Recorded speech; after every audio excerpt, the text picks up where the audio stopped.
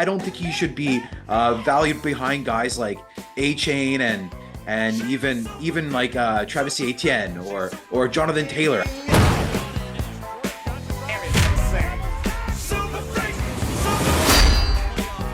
Hello and welcome to another edition of Fantasy Football Freaks. I'm Jason, he's Vaz, and today we're going to go over 4 guys that you need to grab right now in your dynasty leagues because they are going to be going up in value very, very soon. Vaz, you've picked up some specific guys. Anything else you want to do to introduce this beyond what I just said?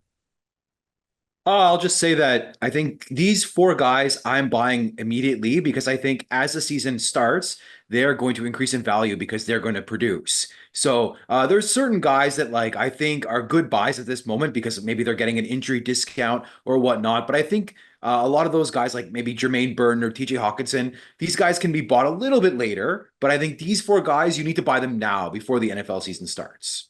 Okay, let's get into it then. Who's the first guy that you are targeting? So the first guy I'm targeting is a guy that I'm really high on for this season, and it's Isiah Pacheco. So he's currently rated as an RB1 in redraft, yet in Dynasty, he's at the back end of our RB1 discussions. And I think that's mostly due to his 7th round NFL draft capital and not his talent, not his situation. I think his situation is absolutely fantastic, as we can all agree. That depth chart is barren and that offense is loaded. So he's going to absolutely produce. If he gets third down work, he's going to be a monster for fantasy. And I think he's a very talented player. And I think he's going to have a kind of career path that like Aaron Jones had, who started out as like a late round draft pick, but we all know he's talented. We all saw the talent and he started to increase in value in Dynasty. And I think we'll see the same thing with Pacheco. I think he's a little bit undervalued. I don't think he should be valued behind guys like A-Chain and even like Travis Etienne or Jonathan Taylor. I think he's in that discussion. So in my opinion, if I have one of those guys, an A-Chain, an Etienne, a Jonathan Taylor, I'm looking to tier down to Isiah Pacheco and perhaps grab a future first round pick. In one of my leagues, I just sent an offer, Devon A-Chain, Raheem Mostert, for Isiah Pacheco and a future first round pick. So I love the idea of doing something like that, kind of like tearing down in the community's eyes to grab future draft capital and insulating your roster a little bit.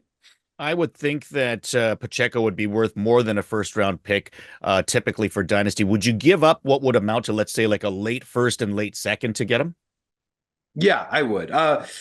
I mean, like draft capital is gold. So I really, me, I don't like to trade away draft capital, but I think his value will hold because he's such a talented player. And I think he'll give you the production now. So if you're competing roster, you can go and buy him for picks. It might be more expensive than that though at this stage, because as the season approaches, like draft capital is worth less than it is, earlier in the season. So I think if you're buying a guy like Pacheco right now, it might be more expensive than a first and a second.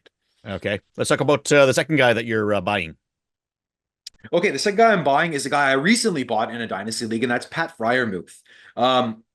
So I don't think this is going to be a very popular one, but because he hasn't really produced over the 3 years in his career, like given you high end tight end 1 numbers. But I think his price tag is low enough that he's a good buy. And I think it's very possible he's the best receiving option in that offense, which is absolutely scary to say. But I'm not a huge believer in Pickens as like a wide receiver 1. I think he's a decent wide receiver 2 for an NFL team. But I think that Freiermuth could be heavily used in that offense, especially with Russell Wilson needing to get the ball out a little bit quickly with a poor offensive line. I think he might be targeting the tight end quite often.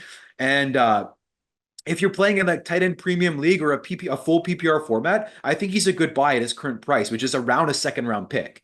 I was able to grab him for a future second round pick and 2 fourth round picks in a tight end premium league. So I think if you play in a standard league, he could be cheaper than a future second round pick. So in that specific league, I have TJ Hockenson, who's injured right now. So I needed like a stopgap at the position. So I targeted him because I like his upside for this season. In his first year, he showed flashes. He had 7 touchdown catches. And then in his second season, he broke out with 700 plus yards. Last season, he dealt with a lot of injuries. That's why he had a down year. I think he's bound to rebound this year. So I really like adding him.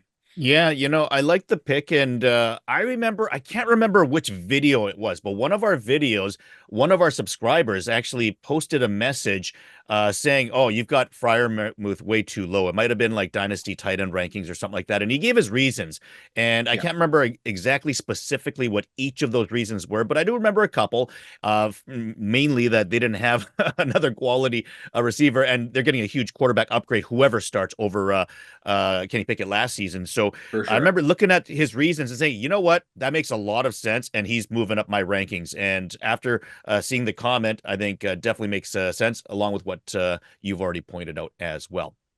Yep. Who is the next guy that you want to talk about?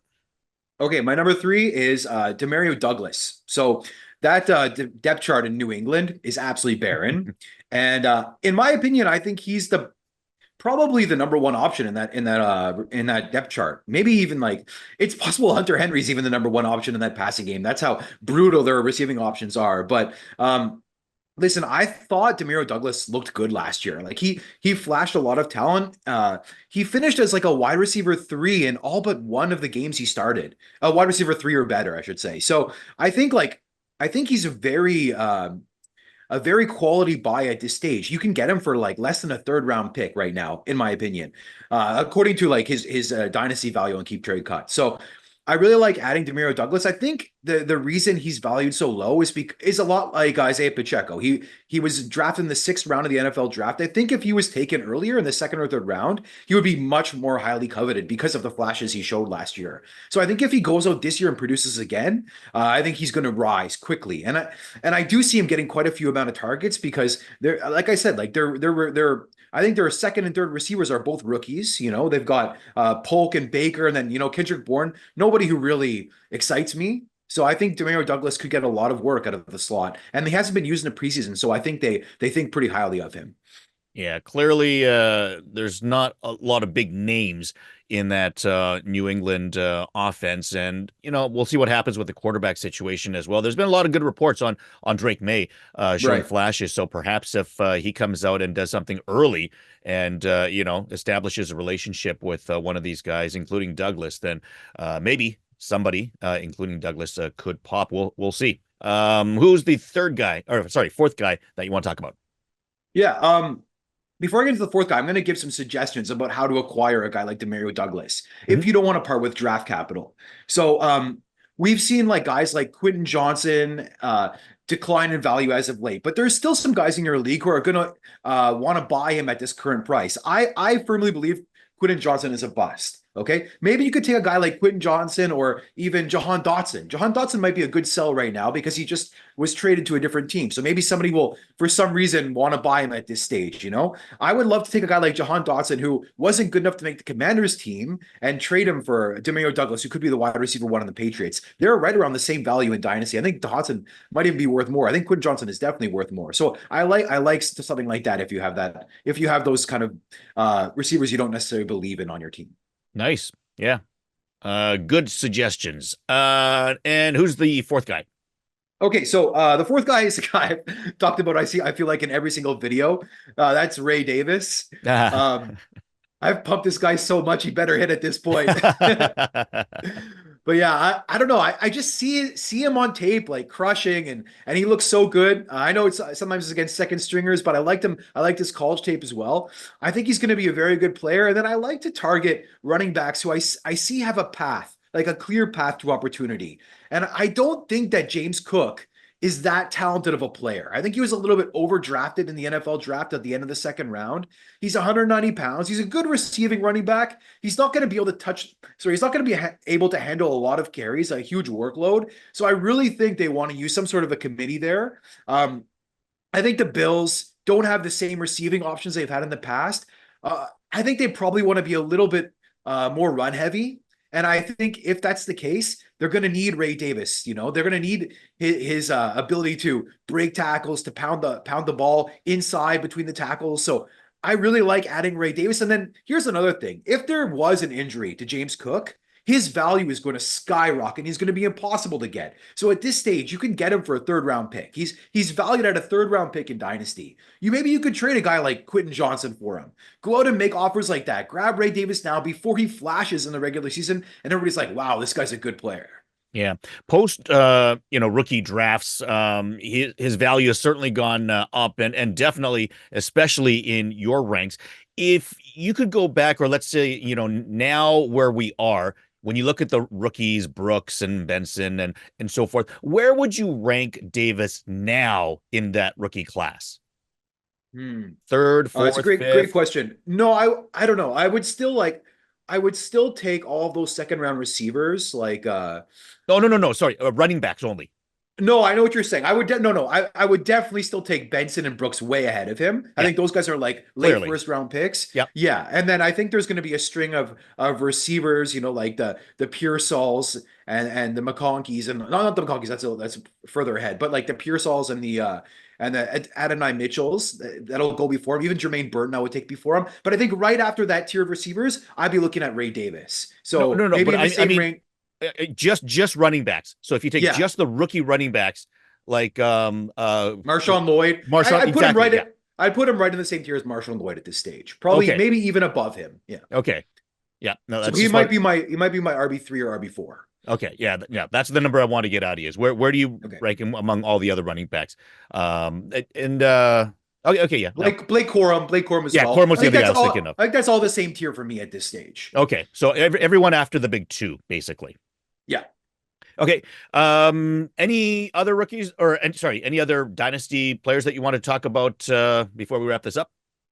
Sure. I'll just say at the beginning of the video, I mentioned a couple guys in Jermaine Burton and TJ Hockenson that I think are right on the cusp of being good buys. I just think you could probably wait, and I'll explain why. Jermaine Burton, he's flashed in the preseason, but I think that depth chart is obviously really, really loaded with Jamar Chase, T. Higgins, and then Andre Isovas. I don't know how to pronounce his name, but he's also had some good reports coming out of camp. So I think playing time might be a little bit hard to come by, but he's flashed in the preseason. So as you know, I love Jermaine Burton, but I think there might be a better time to buy. I think he might start slow. So I think if he starts slow, I think look to buy him in maybe week 3, week 4 if you can. And then TJ Hockenson as well. So a tight end who I think is clear potential to be a tight end 1 overall if he was healthy. So I think his value is far too low in Dynasty as like the tight end 8. So I think like if you need a tight end and you can buy TJ Hockenson on the cheap, now's a good time to do that. All right. Dynasty value acquisitions to go out and get right now, ideally before the season starts. Go out and get them and let us know what you think. Do you agree with these picks? Do you not? Let us know in the comments section by letting know your thoughts as well. Otherwise, like the video, share it with your friends, and subscribe to the channel. And we'll see you next time on another edition of Fantasy Football Freaks.